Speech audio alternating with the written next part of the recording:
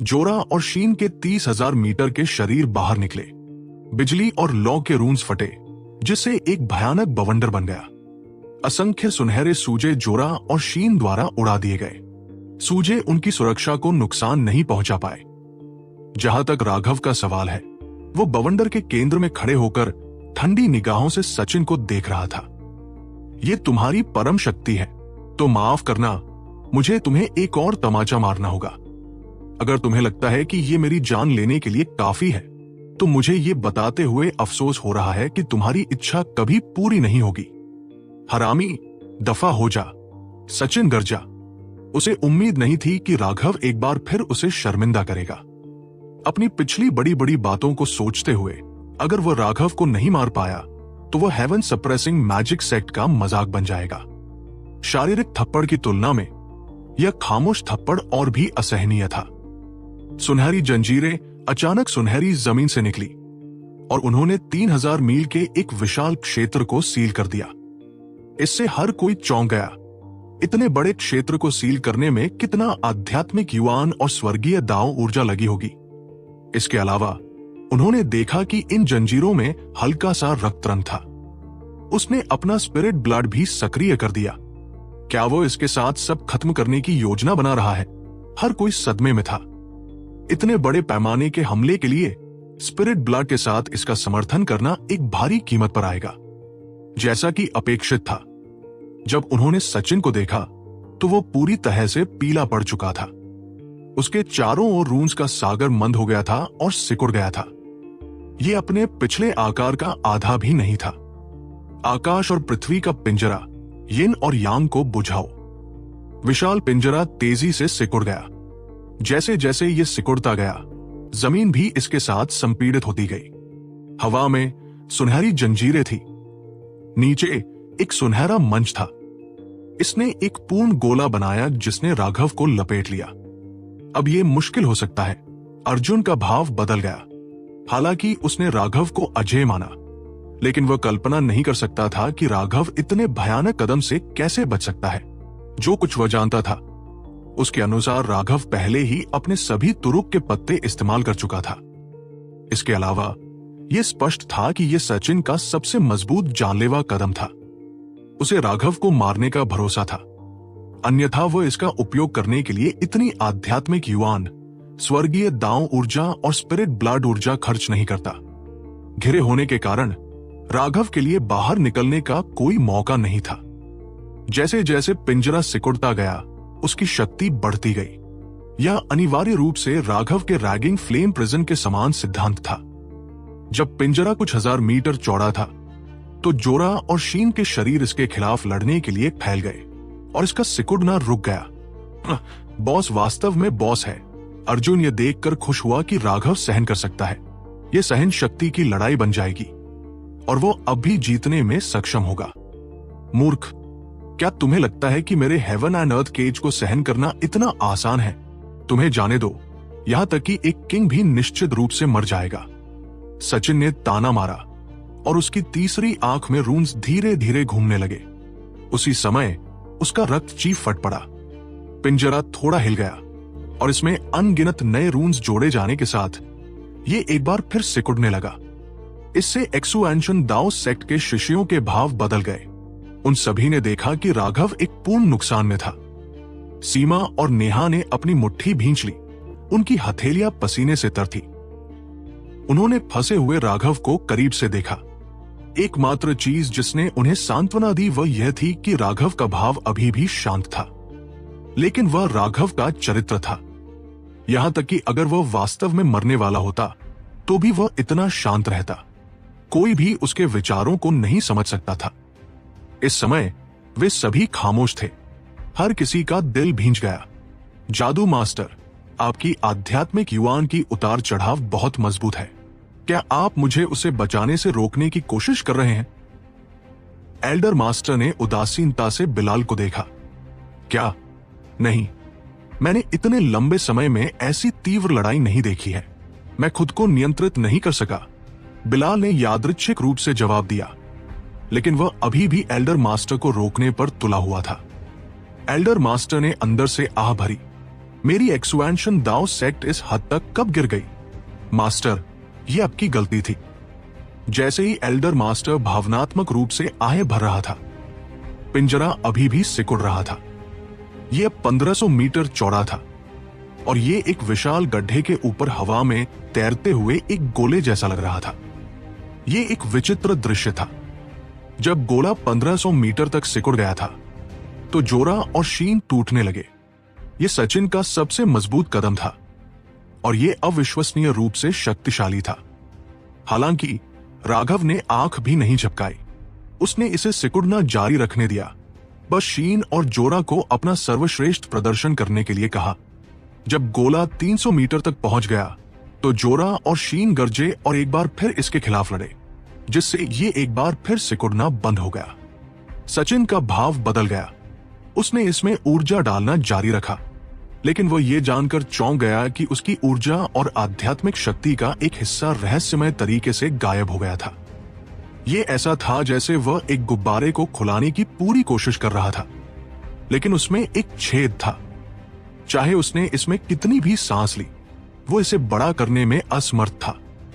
कई प्रयासों के बाद सिकुड़ना जारी रखने के बजाय पिंजरे पर रून्स मन होने लगे। सचिन ये जानकर स्तब्ध रह गया कि पिंजरे की ऊर्जा तेजी से गायब हो रही थी, जैसे कि उसे निगल लिया जा रहा हो। हरामी, तुमने क्या किया?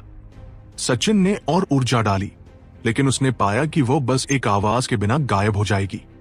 अब हेवन एंड अर्थ केज एक अथाह गड्ढा बन गया था जो कुछ भी करता था उससे नहीं भरता था। वो बस खुद को थका रहा था। मैं कुछ नहीं कर रहा हूं। वास्तव में मैं बस तुम्हें शिष्टता से पोज देते हुए देख रहा हूं। राघव ने मासूमियत से कंधा उचका दिया। शिष्य यह समझने में असमर्थ थे कि वे क्या देख रहे थे, और यहां तक कि एल्डर्स भी खो गए थे। केवल हॉल मास्टर्स के स्तर पर रहने वाले ही कुछ सुराग देख पाए थे, लेकिन वे भी इसे पूरी तरह से नहीं समझ पाए थे। अचानक एक हल्की दरार की आवाज आई। हर कोई जल्दी से आवाज का अनुसरण करने लगा, ये देखने के लिए कि पिंजरे का हिस्सा लाखों जंजीरों में से एक दरारों से ढकी हुई थी। उस पर लगे सभी रून्स गायब हो गए थे। एक जंजीर का अनुसरण करते हुए एक दूसरी और तीसरी जंजीर भी दरारों से ढकी हुई हो गई। बस एक सांस में सभी जंजीरों पर दरारें आ गई थी। धमाका! अंत में सड़ी हुई लकड़ी की तरह सभी जंजीरें टूट गई, और इस बार वे सचिन के पिछले हमलों की तरह रून्स में तब्दील नहीं हुई। वे बस धूल में बदल गई जो हवा के साथ उड़ गई। क्या हो रहा है? सचिन गरजा। वो बस इसे समझ नहीं पाया। यह उसका सर्वोच्च जानलेवा कदम था, लेकिन यह उसके प्रतिद्वंद्वी द्वारा तोड़ा गया था, और उसे पता भी नहीं चला कि कैसे। हवा में जंजीरों के चले जाने से नीचे की नींव भी टूट गई और टुकड़ा टुकड़ा होकर गिरने लगी। हे भगवान, वो क्या है? जैसे ही सुनहरे टुकड़े गिरे, सबके सामने एक खून के रंग का कृपाण दिखाई दिया। वो कृपाण हेवन एंड अर्थ केज के ठीक केंद्र में था। सचिन ने अपनी निगाहें ठंडी तरीके से डाली, और वह देख सकता था कि खून के रंग के रून्स कृपाण की ओर उड़ने लगे थे। वे उसमें विलीन हो गए, जिससे उसकी आभा बढ़ गई। सचिन को कुछ महसूस हुआ, और उसने दिल दहला देने वाली रोना छोड़ दिया। राघव, तुम कमीने, मैं तुम्हें टुकड़े टुकड़े कर दूंगा। तुम्हारी हिम्मत कैसे हुई मुझे इस तरह इस्तेमाल करने की? सभी ने सचिन को खालीपन से देखा। इसका क्या मतलब था? राघव ने ब्लड ड्रिंकर को पकड़ा और उसे अपने कंधे पर टिका दिया। उसने ब्लड ड्रिंकर के संदेशों को महसूस किया और कृतज्ञता से भर गया। सबसे पहले उसे ईस्टर्न वेस्टलैंड बेल को धन्यवाद देना था। वो वही था जिसने उसे एक आत्मोन्नयन तकनीक सिखाई थी, जिसने राघव को ब्लड ड्रिंकर को पोषित करने की अनुमति दी थी, जिससे उसे किंग आइटम स्तर तक आगे बढ़ने का मौका मिला था। लेकिन उसे इस साथी को भी धन्यवाद देना पड़ा जो उसे टुकड़े टुकड़े करने की इच्छा रखता था। उसकी अंतहीन धातु ऊर्जा, पृथ्वी ऊर्जा, आध्यात्मिक शक्ति, स्वर्गीय दांव ऊर्जा और स्पिरिट ब्लड ऊर्जा के बिना ब्लड ड्रिंकर को आगे बढ़ने में काफी समय लग गया होता। किंग आइटम स्तर तक आगे बढ़ने में न केवल समय लगेगा, बल्कि इसमें संसाधन और अवसर भी लगेंगे। लेकिन यह सब उसके प्रतिद्वंद्वी द्वारा निस्वार्थ भाव से पेश किया गया था। इतना तुच्छ मत बनो। क्या मैंने अपने हथियार को मजबूत करने के लिए तुम्हारी कुछ ऊर्जा उधार नहीं ली? इतना गुस्से में आने की क्या जरूरत है? राघव ने तिरस्कार पूर्वक कहा। सचिन ने एक मुंह खून खांस दिया। उसका ये अविश्वसनीय रूप से शक्तिशाली जानलेवा कदम जिसने उसकी इतनी ऊर्जा ली थी, वास्तव में उसके प्रतिद्वंदी को लाभ पहुंचाया था। वो गुस्से से लगभग बेहोश हो गया। उसने ये कब किया? आह, ये उस समय था। एल्डर मास्टर ने खुद से बड़बड़ाया। उसे अचानक एक निश्चित दृश्य याद आया। राघव ने सचिन के बचाव को नष्ट कर दिया था जब जमीन फट गई थी और एक पृथ्वी ड्रैगन ने उसे निगल लिया था। फिर यह जमीन पर लौट आया था। यह स्पष्ट था कि राघव के पास ब्लड रिंकर को जमीन में भेजने का केवल यही एक मौका था। उसने सभी को धोखा दिया था। एल्डर मास्टर का अनुमान सही था। यह पुष्टि करने के बाद कि सचिन के पास धातु और पृथ्वी ऊर्जाएं थी, राघव ने इस जाल को बिछाना शुरू कर दिया था। उसने किसी को ध्यान दिए बिना ब्लड रिंकर को भूमिगत रखा था।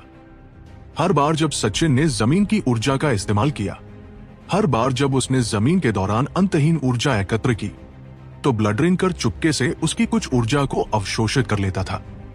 ब्लड ड्रिंकर को फीनिक्स ब्लड ब्लैक गोल्ड के साथ जाली बनाया गया था, इसलिए इसे आगे बढ़ने के लिए भारी मात्रा में धातु ऊर्जा को अवशोषित करने की आवश्यकता थी। सचिन की ऊर्जा उसके लिए एकदम सही थी। सचिन वास्तव में अच्छा था। उसने शक्तिशाली चालों को उजागर करने के लिए बार बार जमीन में धातु ऊर्जा डाली थी। यह सब ब्लड ड्रिंकर को लाभ पहुंचाया था। सचिन के बारे में सबसे अच्छी बात यह थी कि उसने अपने हेवन एंड अर्थ केज का भी इस्तेमाल किया था, जिससे ब्लड ड्रिंकर को उसकी धातु ऊर्जा, पृथ्वी ऊर्जा, आध्यात्मिक शक्ति, स्पिरिट ब्लड ऊर्जा और स्वर्गीय दांव ऊर्जा मिली, जिससे वो अंततः बाधा को तोड़ने में सक्षम हुआ। राघव को पहली बार महसूस हुआ कि सचिन बुरा नहीं था। ब्लड ड्रिंकर ने इतनी ऊर्जा अवशोषित कर ली थी कि उसकी शक्ति एक भयावह स्तर पर पहुंच गई थी। उसे लगा कि अब यह सिद्धार्थ की छड़ी से कमजोर नहीं था। इसके अलावा सचिन की स्पिरिचुअल स्ट्रेंथ, हेवनली दाव ऊर्जा और स्पिरिट ब्लड ऊर्जा को अवशोषित करने से ब्लड ड्रिंकर की आध्यात्मिकता और बुद्धिमत्ता में बहुत वृद्धि हुई थी। अब यह राघव के साथ स्वतंत्र रूप से संवाद कर सकता था, और यही वह चीज थी जिसने राघव को सबसे ज्यादा खुश किया। इसके अलावा न केवल उसने ब्लड ड्रिंकर से उमड़ने वाली अपार शक्ति को महसूस किया, बल्कि उसने उससे एक और तरह की ऊर्जा भी महसूस की। यह ऊर्जा अभी भी एक सुप्त अवस्था में थी। इससे उसे अपने मूल रून्स की याद आई। अभी ब्लड ड्रिंकर उस ऊर्जा का उपयोग करने में असमर्थ था, लेकिन उसकी नई शक्ति ही कमाल की थी। राघव ने उसमें से युद्ध की इच्छा को उमड़ते हुए महसूस किया। यह वह हथियार था जो उसे जूली सीक्रेट रियल्म के भीतर बर्बर जाति के विशेषज्ञ ने दिया था, और उसकी आत्मा एक युद्ध के लिए तरस रही थी। बर्बर विशेषज्ञ भी युद्ध की इच्छा से भरा हुआ था। केवल एक कंकाल तक कम होने के बावजूद उसने अभी भी पंखों वाले राक्षसों के खिलाफ लड़ाई लड़ी थी। ब्लड ड्रिंकर वो हथियार था जिसने अपने जीवन काल में उसके साथ लड़ाई लड़ी थी। जहां तक राघव का सवाल है, उसके अंदर भी उसी तरह का गर्म खून बह रहा था। ब्लड ड्रिंकर को अपने कंधे पर टिकाते हुए उसने उससे एक गहरा जुड़ाव महसूस किया। आदमी और कृपान दोनों ही युद्ध की इच्छा से भरे हुए थे। इस समय राघव अपने कंधे पर एक खूनलाल कृपान के साथ खड़ा था, जो एक युद्ध देवता की तरह दिखाई दे रहा था, जो सभी को तुच्छ समझता था। हरामी, मैं तुम्हें जरूर मारूंगा। सचिन पागल हो गया था। उसने दहाड़ते हुए अचानक एक सुनहरी तलवार निकाली। एक तीखी आभा तुरंत उससे फूट पड़ी। चौंकने की चीखें गूंज उठीं, क्योंकि यह कुछ ऐसा था जो केवल किंग वस्तु में हो सकता था। यह आमतौर पर केवल जेड को रखने वाले ही उपयोग कर सकते थे। फिर भी सचिन ने एक बाहर निकाली थी। उसने उस पर एक मुंह भर खून थूका और उसका पहले से ही पीला चेहरा कागज जैसा सफेद हो गया। उसकी तीसरी आंख में रुन्स, साथ ही उसके पीछे का छोटा रुनिक समुद्र तलवार में बह गए। इतना ही नहीं, यहां तक कि बड़े, अब धुंधले 7 रून्स भी उसमें विलीन हो गए। Star extinction sword. सचिन ने दोनों हाथों से तलवार पकड़ी और उसे राघव पर चलाया। जब हवा में एक विशाल तलवार छुई दिखाई दी, तो सभी किंग स्तर के विशेषज्ञ सदमे में थे। सचिन वास्तव में एक किंग वस्तु की शक्ति को सक्रिय करने में सक्षम था। राघव के 4 क्यूआई समुद्र और 1,08,000 मूल रून्स अपनी ऊर्जा को 27 दिव्य रून्स के माध्यम से उड़ेल दिया। Split the heavens 3। Blood drinker ने आसमान की ओर इशारा किया। एक विशाल कृपांशवी संघनित हो रही थी। बूम! उन दोनों ने किंग वस्तुओं को सक्रिय कर दिया था। जब उनके दोनों हमले टकराए तो दुनिया एक पल के लिए स्थिर हो गई और फिर एक विशाल विस्फोट फूट पड़ा। मूल घाटी पूरी तरह से फट गई। 2 आकृतियां बाहर निकली, दोनों खून की उल्टी कर रहे थे। उसी समय 2 किंग वस्तुएं भी दूर उड़ गई, जमीन के नीचे गायब हो गई। उनके दोनों मालिकों के हाथ उन्हें अब और पकड़ नहीं पाए और खून से लथपथ थे। Double dragon destruction. राघव ने देखा कि सचिन मरा नहीं था और अपनी अंतिम स्पिरिचुअल युअन का उपयोग करते हुए उसने जोरा और शीन को उनकी बची हुई पूरी शक्ति के साथ भेज दिया। वो बस इतना चाहता था कि सचिन मर जाए। राघव महसूस कर सकता था कि सचिन की वर्तमान स्थिति उससे भी बदतर थी। उसने न केवल अपनी स्पिरिचुअल युअन का उपयोग कर लिया था, बल्कि उसका स्पिरिट ब्लड लगभग सूख गया था और उसकी स्पिरिचुअल स्ट्रेंथ का ओवरड्राफ्ट हो गया था। उसके पास हेवनली दाव ऊर्जा का एक कण भी नहीं बचा था। इसलिए राघव को 90% यकीन था कि यह दाव उसे मार सकता है। 2 ड्रैगन को अपनी ओर दहाड़ते हुए देखकर सचिन ने अचानक एक जेड ताबीज निकाला।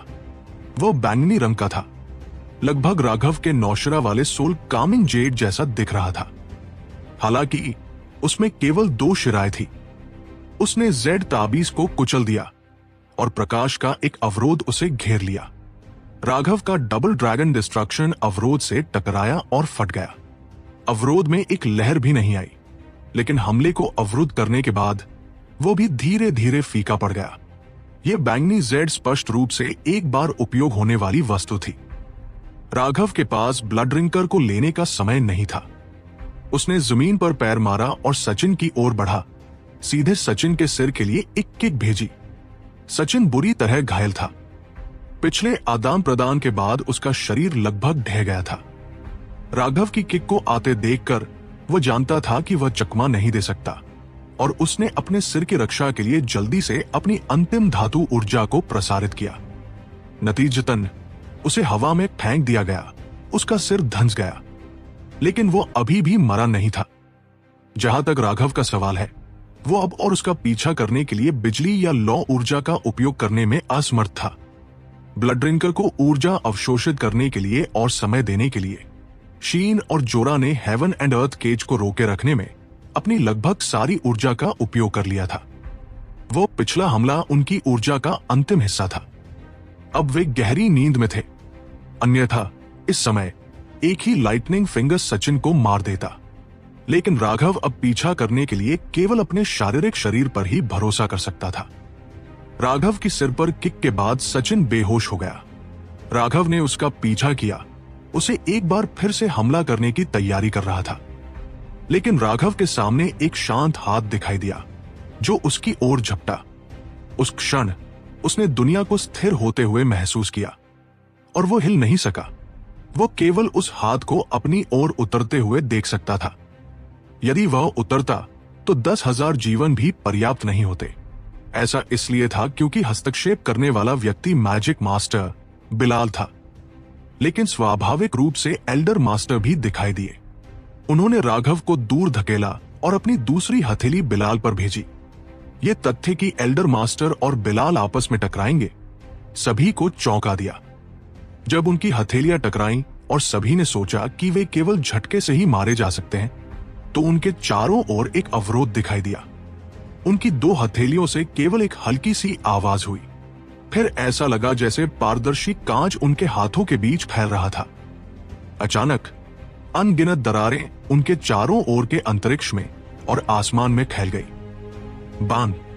एक दबी हुई आवाज के साथ एल्डर मास्टर द्वारा बिलाल को हवा में फेंक दिया गया।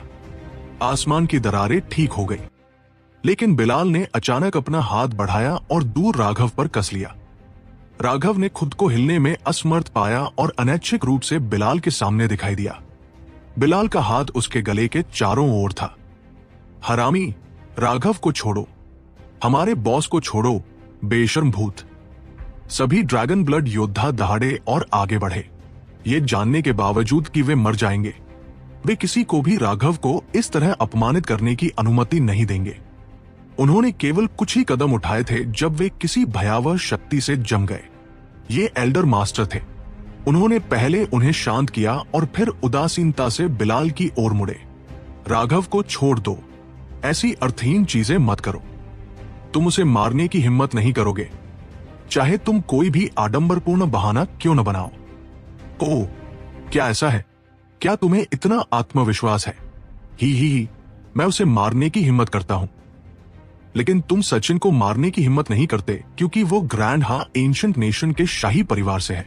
अगर तुम उसे मारते हो तो ये तुम्हारे एक्सपेंशन दाओ सेक्ट के लिए बड़ी मुसीबत लाएगा।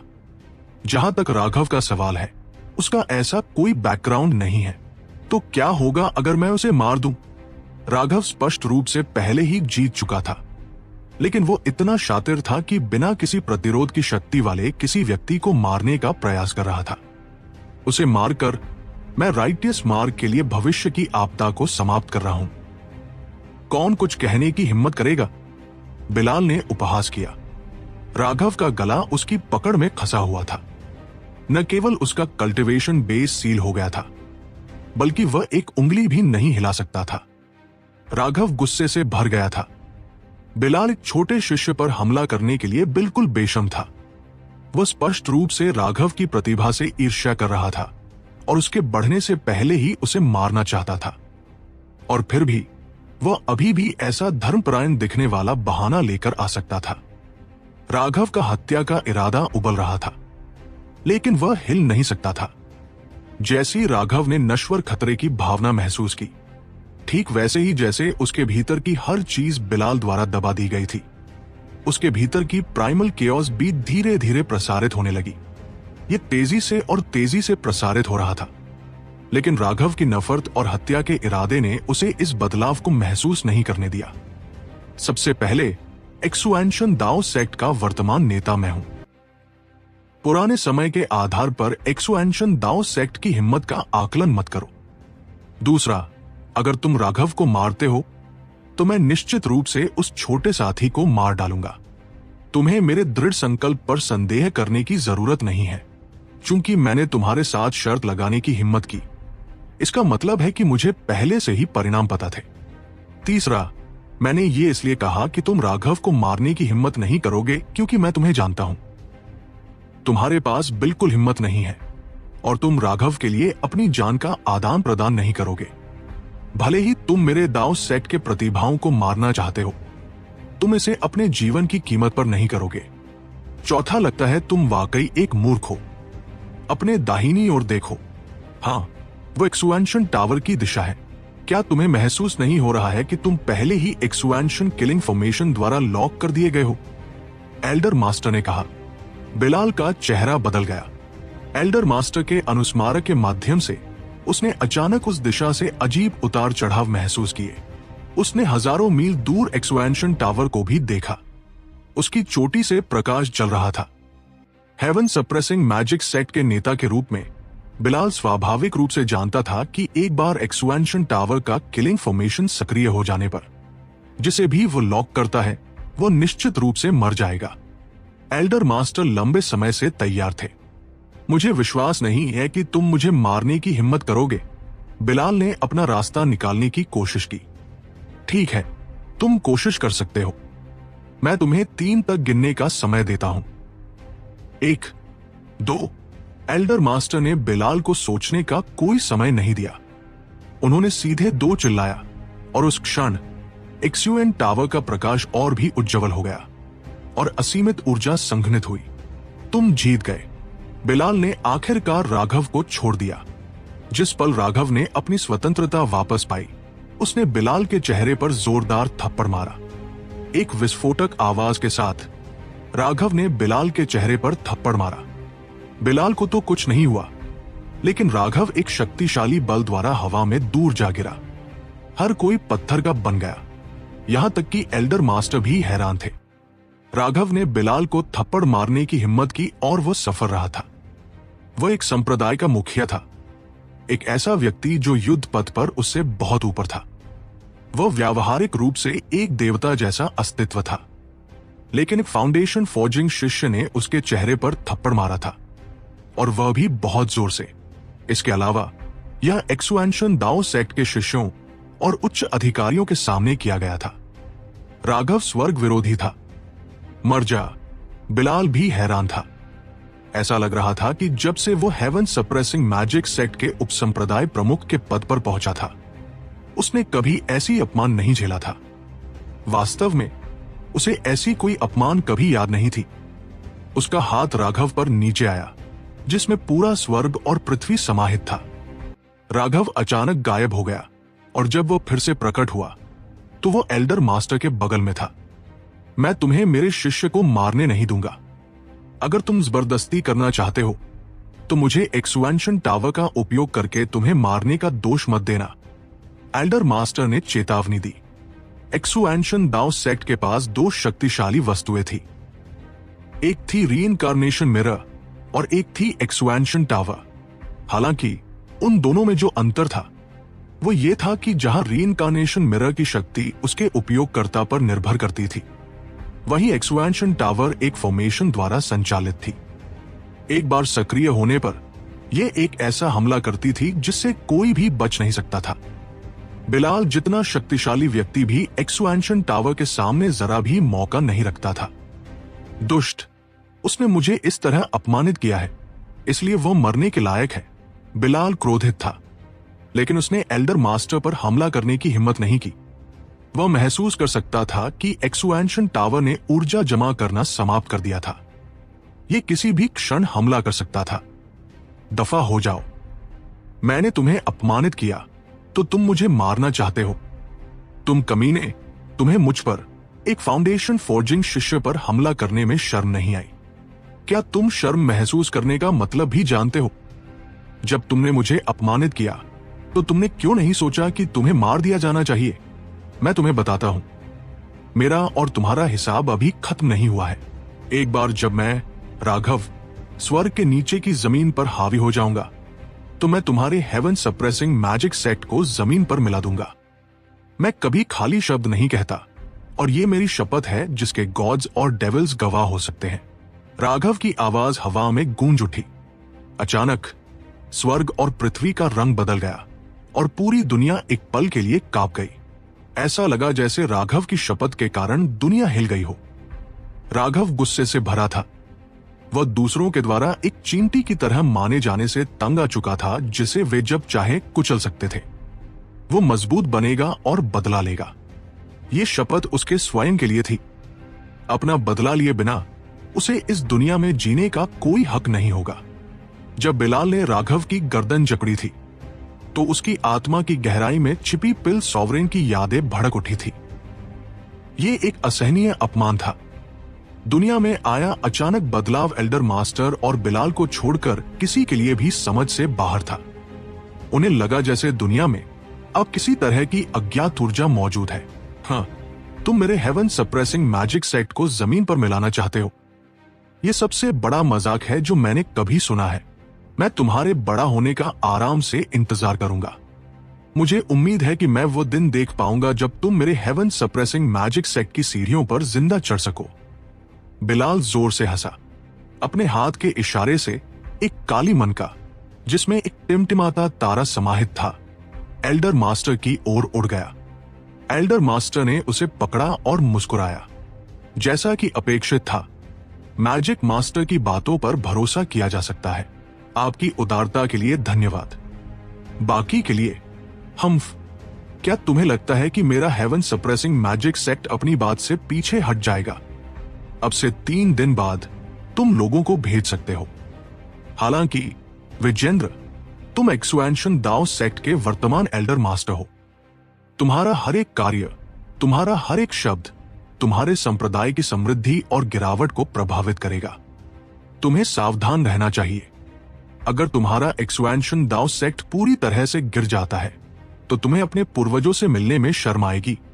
बिलाल ने ताना मारा, एक ऐसे जुआरी की तरह जिसने अभी अभी एक बड़ी राशि खो दी हो। उसकी आंखें लाल थी और उसके चेहरे पर अब किसी एक्सपर्ट की छवि नहीं थी। एल्डर मास्टर उदासीनता से मुस्कुराए। तुम्हारे याद दिलाने के लिए बहुत बहुत धन्यवाद, लेकिन मेरे एक्सुएंशन दाओ सेक्ट का अपना भाग्य है और किसी और को इसकी चिंता करने की जरूरत नहीं है। इसके अलावा एक्सुएंशन दाओ सेक्ट अब मेरा है और मेरा वचन ही मायने रखता है। मेरी शैली पिछले एल्डर मास्टर जैसी नहीं हो सकती है, इसलिए एक्सुएंशन दाओ सेक्ट को पहले की तरह मत देखो। आज इसका एक अच्छा उदाहरण है। मेरे संकल्प पर सवाल मत उठाओ। आज जो हुआ वह दुनिया के लिए मेरी घोषणा है कि एक्सुएंशन दाओ सेक्ट अब पहले जैसा नहीं रहा। कोई भी यादृच्छिक व्यक्ति आकर हमें धमका नहीं सकता है। बिलाल का हाव भाव बिगड़ गया। एल्डर मास्टर के शब्द इससे अधिक स्पष्ट नहीं हो सकते थे। एक्सुएंशन दाओ सेक्ट अपने नुकसान के लिए हेवन सप्रेसिंग मैजिक सेक्ट को वापस भुगतान नहीं करेगा। हम्फ, मुझे उम्मीद है कि तुम्हें इसका पछतावा नहीं होगा। बिलाल अपने शिष्यों को लेकर चला गया। सचिन, जो अभी अभी उठा था, पास से गुजरते हुए राघव को घूरने लगा। उसकी आंखें द्वेष से भरी थी। वो बस कुछ शब्द कहने ही वाला था। कुछ, बस इंतजार करो जैसा। दफा हो जाओ, तुम्हें देखकर घिन आती है। राघव सीधे गया और उसे थप्पड़ मारकर हवा में उड़ा दिया। बिलाल क्रोधित था और उसकी मुट्ठियां चरमरा उठीं, लेकिन अंत में उसने पीछे मुड़कर भी नहीं देखा। वो बस चलता रहा। अन्य शिष्य बेहोश हो चुके सचिन को पकड़ने के लिए आगे बढ़े। वे उदास होकर बिलाल के साथ चले गए। ये शिष्य इतनी क्रूरता के साथ आए थे, लेकिन जब वे गए तो वे निराश कुत्तों की तरह थे। दोनों के बीच का अंतर वास्तव में बहुत बड़ा था। बिलाल जा चुका था, साथ ही उसके शिष्य भी, लेकिन यह जगह अब पूरी तरह से अस्त व्यस्त थी। जमीन पूरी तरह से नष्ट हो चुकी थी। ये लड़ाई उन लोगों के लिए बेहद फायदेमंद थी जिन्होंने भाग लिया, और यहां तक कि सिर्फ दर्शकों के लिए भी। तुम सभी को वापस जाना चाहिए और अपने लाभ को बचाना चाहिए। राघव, तुम मेरे साथ आओ। एल्डर मास्टर ने राघव के कंधे पर थपथपाया और वे दोनों दूसरों की नजरों से गायब हो गए। अन्य शिष्यों को लगा जैसे उन्होंने अपनी खुशी को पर्याप्त रूप से व्यक्त नहीं किया है। ड्रैगन ब्लड लीजन जयकार करने लगा। आज उन्होंने राघव के जंगली दबंग अंदाज को देखा था। उसने वास्तव में सचिन को हरा दिया था। उसकी महिमा पूरे ड्रैगन ब्लड लीजन की थी और ऐसा लगा जैसे उन्होंने ही सचिन को हराया हो। उनका उत्साह उन्हें लगभग पागल कर रहा था। ड्रैगन ब्लड लीजन के कुछ वॉरियर्स भेड़ियों की तरह जयकार कर रहे थे, अपनी सारी उत्तेजना बाहर निकालने की पूरी कोशिश कर रहे थे। इस लड़ाई ने उनके खून में उबाल ला दिया था और उनका जोश उमड़ रहा था। यहां तक कि अन्य इनर सेक्ट डिसाइपल्स ने भी उनके साथ जयकार की। वास्तव में उन्हें महसूस होने लगा कि राघव के साथ एक ही संप्रदाय में होना कई जन्मों के सौभाग्य की बात थी। अरुण के चेहरे पर एक कड़वी मुस्कान थी। उसने पाया कि उसके अपने लोग भी अब राघव के करिश्मे से पूरी तरह मोहित हो चुके थे और वे जयकार कर रहे थे। देवदत्त का हाव भाव बहुत गहरा था।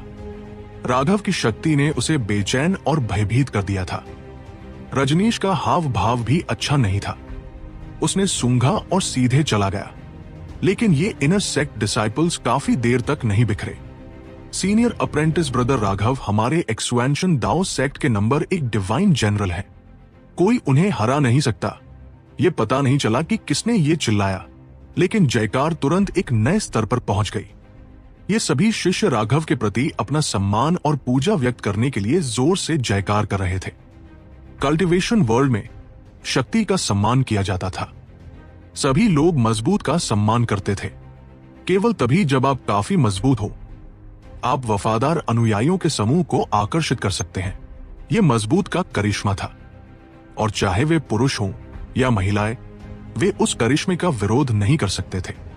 सीनियर अप्रेंटिस ब्रदर राघव, मैं आपसे प्यार करती हूं। सीनियर अप्रेंटिस ब्रदर राघव, मैं आपसे शादी करना चाहती हूं। सीनियर अप्रेंटिस ब्रदर राघव, मैं आपके बच्चे पैदा करूंगी। महिलाओं ने सीधे अपनी प्राकृतिक श्रेष्ठता का फायदा उठाया और उनकी तीखी आवाजें पुरुषों की जयकार पर गूंज उठीं। क्या तुम बड़े हो सकते हो? राघव की 2 प्रेमिकाएं ठीक वही हैं, फिर भी तुम ऐसी बातें चिल्ला रही हो। क्या तुम पिग्स हो? कुछ देशद्रोहियों को देखकर शांभवी ने तुरंत दहाड़ लगाई। सीमा और नेहा बस हंस दिए। वे जानते थे कि ये इन शिष्यों के लिए अपनी उत्तेजना व्यक्त करने का एक तरीका था और ये गंभीर नहीं था। वास्तव में जितने ज्यादा लोग इस तरह जयकार करते थे उतना ही ज्यादा उन्हें गर्व महसूस होता था। राघव उनके दिलों में एक हीरो था और अगर वो और अधिक लोगों की स्वीकृति जीतता तो उन्हें और अधिक गर्व महसूस होता। शिष्यों को इतनी पागलपन से जयकार करते देख एल्डर्स भी निःशब्द हुए बिना नहीं रह सके। उन्हें यह स्वीकार करना पड़ा कि राघव का करिश्मा वास्तव में शक्तिशाली था। यह दुख की बात थी कि उन्होंने अपनी जवानी में ऐसे वीर व्यक्ति का सामना नहीं किया था। रवि की निगाह ठंडी थी और वह बिना कुछ कहे चला गया। एल्डर हॉल मास्टर ने उसे जाते हुए देखकर सिर हिलाया। अल्केमी पवेलियन मास्टर भी चला गया। उस स्तर के अन्य लोग आहें भरे बिना नहीं रह सके। एक्सुएंशन दाओ सेक्ट में राघव की प्रसिद्धि एक बार फिर बढ़ गई थी। हालांकि वह इससे पहले भी प्रसिद्ध था, लेकिन पहले इस स्तर तक नहीं पहुंची थी। यह पहले से अलग था। इस बार उन्हें हेवन सप्रेसिंग मैजिक सेक्ट द्वारा उकसाया गया था और वे पहले 4 लड़ाइयां हार गए थे, जिससे शिष्यों को अपमान महसूस हुआ था और संप्रदाय का चेहरा गिर गया था। यह ड्रैगन ब्लड लीजन था जिसने ज्वार को उलट दिया था और राघव ही था जिसने अंतिम महत्वपूर्ण लड़ाई जीती थी। उसने एक रैंक 7 सेलेस्टियल को हराया था जो अकल्पनीय रूप से शक्तिशाली था। इसलिए उसने पूरी तरह से शिष्यों का दिल जीत लिया था। यहां तक कि वे शिष्य भी जो उसके दुश्मन थे वे भी जीत लिए गए थे। राघव एल्डर हॉल के बैनर के नीचे था और लॉ एनफोर्समेंट हॉल और अल्केमी पवेलियन दोनों उसके खिलाफ थे। इसलिए वे निश्चित रूप से बहुत खुश महसूस नहीं कर रहे थे। इसके अलावा इस लड़ाई ने उसकी अपार क्षमता को दिखाया।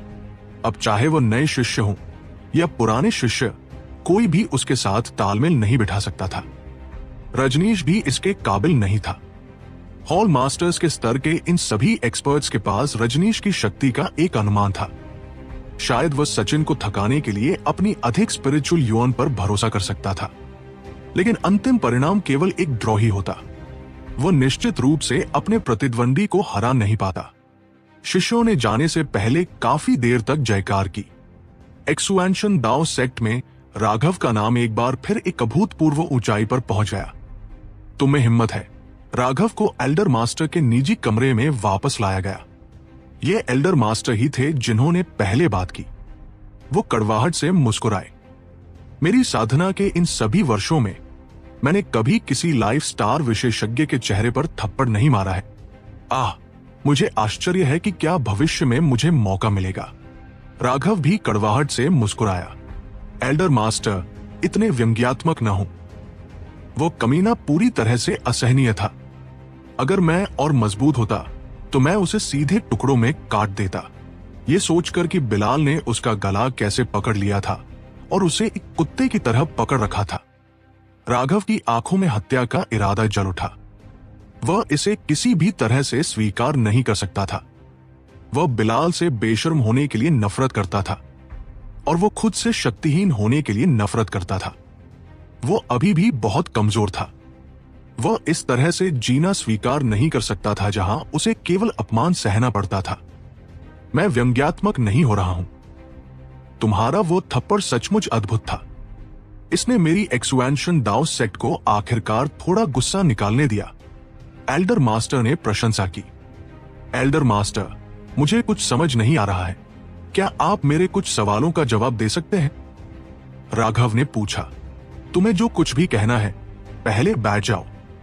एल्डर मास्टर एक चाय की मेज के सामने बैठ गए। उन्होंने कुछ चाय बनाना शुरू कर दिया। राघव ने सीधे पूछा, हेवन सप्रेसिंग मैजिक सेक्ट ने ऐसे मूर्ख बेवकूफों को कैसे पाला? ऊपर से नीचे तक उनमें से किसी के पास दिमाग नहीं है। राघव बेहद हैरान था।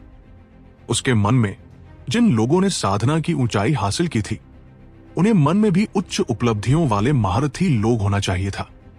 आखिरकार उनके स्तर तक पहुंचने के लिए स्वर्गीय दावों की उनकी समझ उच्च होनी चाहिए थी।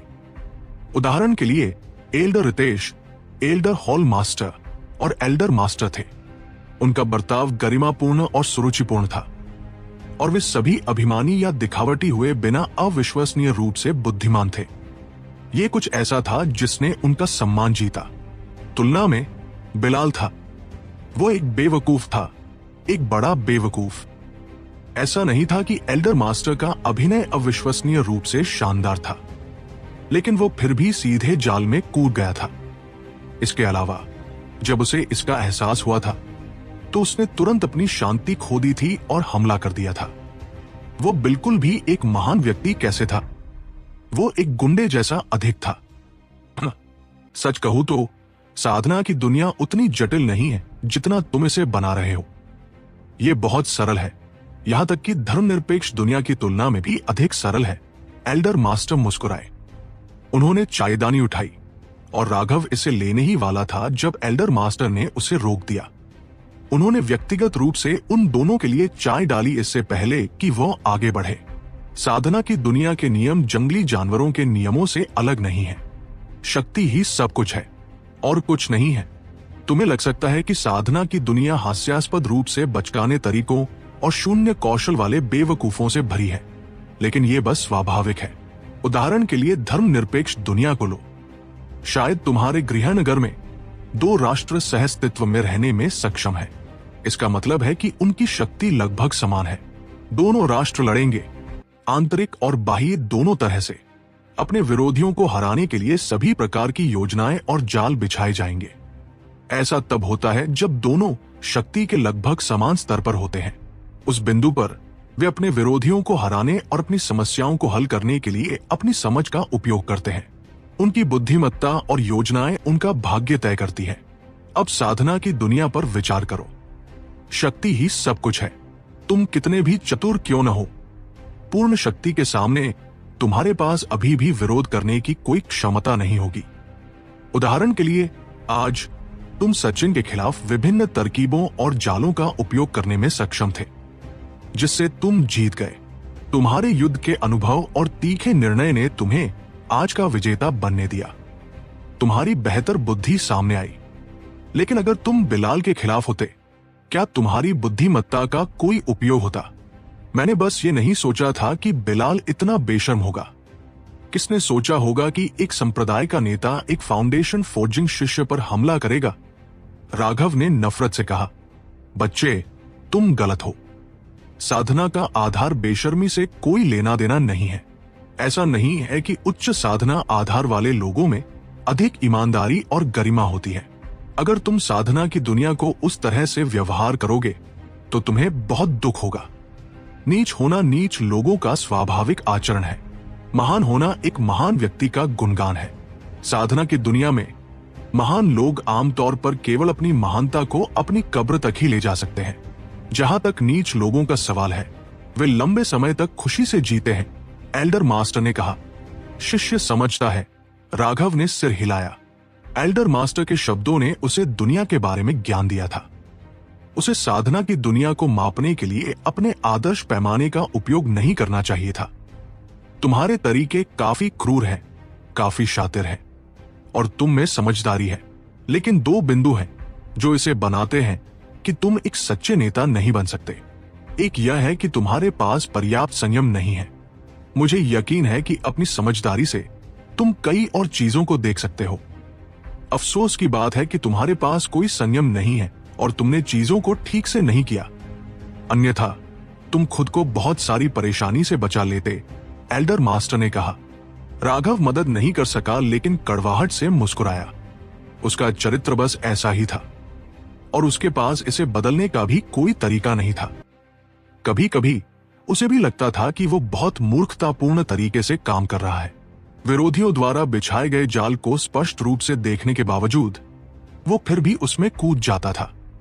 वो बार बार खुद से कहता था कि शांत रहो, आंख बंद करके काम न करो, क्योंकि वो उसे एक निष्क्रिय स्थिति में मजबूर कर देगा। उसे जाल में चलने से पहले ये योजना बनानी चाहिए कि जाल का मुकाबला कैसे किया जाए, क्योंकि उस तरह से वो अधिक प्रभावी ढंग से जवाबी हमला कर सकता था। लेकिन इसका जरा सा भी उपयोग नहीं हुआ। एक बार जब उसका गुस्सा बढ़ जाता था तो उसे यह भी पता नहीं चलता था कि वह कौन है। उस समय उसकी बुद्धिमत्ता व्यावहारिक रूप से शून्य थी। इसके कई उदाहरणों के बाद वो समझ गया कि यह 9 स्टार हेगेमन बॉडी आर्ट का प्रभाव था। एक बार जब वो गुस्से में होता था तो उसका सिर सोचना भूल जाता था और खुद को दी गई उसकी पिछली सभी चेतावनियां खिड़की से बाहर फेंक दी जाती थी। इस समस्या का एहसास होने के बाद उसने इसके बारे में ज्यादा न सोचने का फैसला किया। वो बस वही करता जो उसे करना था। उदाहरण के लिए, जब बिलाल ने राघव को रिहा किया था तो उसने तुरंत उसे थप्पड़ मार दिया था। उसने ऐसा करने के बारे में सोचा भी नहीं था। यह व्यावहारिक रूप से वृत्ति थी। उस समय वो बिलाल को वही मारना चाहता था। दूसरी बात यह है कि तुम इतने नीच नहीं हो और तुम अपने दिल को कठोर करने में सक्षम नहीं हो। तुम कोई बलिदान करने को तैयार नहीं हो, इसलिए तुम एक सच्चे नेता नहीं बन सकते। मैंने तुम्हें काफी देर तक देखा है। अगर तुमने बस कुछ मामूली बलिदान दिए होते या कुछ घृणित साधनों का इस्तेमाल किया होता तो तुम्हें लॉ एनफोर्समेंट हॉल या एल्केमी पवेलियन द्वारा कई बार ऐसी निष्क्रिय स्थिति में मजबूर नहीं किया जाता। हालांकि हर चीज के दो पहलू होते हैं। ये ठीक इसी वजह से है कि तुम्हारे पास इतना अतुलनीय करिश्मा है जो दूसरों को मौत में तुम्हारा अनुसरण करने के लिए तैयार करता है। तुम शासक नहीं बन सकते, लेकिन तुम एक आदर्श सेनापति हो। हालांकि क्या तुम अपने लोगों को अंत तक लड़ने के लिए नेतृत्व करने की योजना बना रहे हो? एल्डर मास्टर ने गहनता से पूछा। उनका मतलब था कि अगर वो लापरवाही से आगे बढ़ना जारी रखता है तो उसका ये चरित्र कोई समस्या नहीं होगी, लेकिन अगर एक दिन वह एक सीमा तक पहुंचता है और उसे रुकना पड़ता है तो उस समय अगर वह अभी भी अपने अधीनस्थों पर एक शासक के तरीकों का उपयोग नहीं करता है तो उसका समूह तेजी से टूट जाएगा। ये वही था जो एल्डर मास्टर कह रहे थे जब उन्होंने उसके साथ आंतरिक और बाह्य लड़ाइयों पर चर्चा की थी। यह एक ऐसी विधि थी जिस पर एक शासक को नियंत्रण रखना पड़ता था, लेकिन राघव को ऐसे काम करने से नफरत थी। महान पेंग अपने पंख फैलाता है और बादलों में उड़ता है। यह आकाश के गुंबद को तोड़ने की कोशिश करता है और भले ही वो 100 बार मर जाए, उसकी इच्छा नहीं डगमगाती है। राघव ने धीरे से खुद से बुदबुदाया। किंवदंती थी कि कून पेंग में बदल गया और वह स्वर्ग और पृथ्वी के प्रतिबंधों से असंतुष्ट था। वह आजाद होने के लिए दुनिया का दुश्मन बनना और अपने प्रतिबंधों से मुक्त होना पसंद करेगा। कुंपेंग जंगली अहंकार की परिभाषा थी। मिथकों में उसका भाग्य हमेशा स्वर्गीय दांवों के नीचे मिटा दिया जाना था। यह एक रहस्यमय अभिशाप जैसा था। जब कुंपेंग का जन्म हुआ था तो उसे स्वर्ग के खिलाफ लड़ना पड़ा था। वो अपनी बेड़ियों से बंधे रहने के बजाय स्वर्गीय दांवों के नीचे मरना पसंद करेगा। यह राघव के भाग्य के समान था। सबसे पहले राघव स्वर्ग के खिलाफ लड़ना नहीं चाहता था, लेकिन स्वर्गीय दांवों ने उसे हर समय नष्ट करने की कोशिश की और इसलिए उसके पास उनका दुश्मन बनने के अलावा कोई विकल्प नहीं था। इसलिए राघव का दुश्मन उसके साथी साधक नहीं थे, बल्कि ये पूरी दुनिया और स्वर्गीय दांव थे। वो समझता था कि एल्डर मास्टर यहां क्या कह रहे थे और फिर भी वो ऐसा नहीं कर सकता था। मेरा रास्ता दूसरों से अलग है। मुझे पीछे मुड़े बिना आगे बढ़ना होगा। एक बार जब मैं पीछे हटता हूं तो न केवल मैं मर जाऊंगा, बल्कि मैं मेरा अनुसरण करने वाले हर दूसरे व्यक्ति को भी फंसाऊंगा, राघव ने कहा। एल्डर मास्टर ने सिर हिलाया। ऐसा लगा कि राघव पहले से ही कई चीजें जानता था। हालांकि वह नहीं जानता था कि वह एक हेवन डिफियर था। उसने पहले ही खुद को अंत तक स्वर्ग की अवहेलना करने के मार्ग पर चलने के लिए तैयार कर लिया था। क्या तुम्हारी आज की शपथ गंभीर थी? एल्डर मास्टर ने पूछा। हाँ, उस कमीने ने मेरे दांव हृदय पर एक छाया डालने के लिए मुझे अपमानित किया। अगर मैं अपना बदला नहीं ले सका तो यह भविष्य में एक हृदय शैतान बना सकता है। राघव ने सिर हिलाया। यह ऐसा था जैसे उसके दिल पर एक गांठ डाल दी गई हो, जिससे उसे सांस लेने में मुश्किल हो रही हो। सच कहूं तो कारण के अनुसार जब एक भव्य संप्रदाय का नेता तुम पर हमला करता है तो अपमानित होना बहुत सामान्य था। वास्तव में अगर वह कोई और व्यक्ति होता तो वे सम्मानित भी महसूस कर सकते थे, लेकिन राघव ने घुटन महसूस की। जब भी वह इसके बारे में सोचता था तो वो गुस्से में आ जाता था। उसे इसके लिए बदला लेना ही था।